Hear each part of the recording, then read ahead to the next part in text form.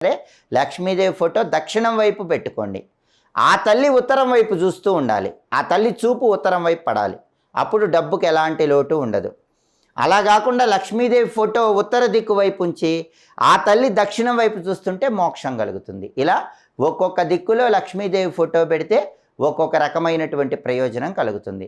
అలాగే ఎప్పుడైనా సరే లక్ష్మీదేవి ఫోటో ఈశాన్యంలో ఏర్పాటు చేసుకున్నట్లయితే, అంటే తూర్పు ఉత్తరం ఈ రెండు కలిసినటువంటి ప్రాంతాన్ని ఈశాన్యం అంటారు. లక్ష్మీదేవి ఫోటో ఈశాన్యం వైపు ఏర్పాటు చేస్తే లక్ష్మీదేవి చూపు నైరుతి దిక్కు వైపు పడుతుంది. లక్ష్మీదేవి చూపు నైరుతి దిక్కు వైపు పడ్డప్పుడు ఇంటి యజమాని మాటకు గౌరవం ఎక్కువగా ఉంటుంది. ఇంట్లో యజమాని ఏం చెప్తే సభ్యులందరూ అదే మాట వింటారు.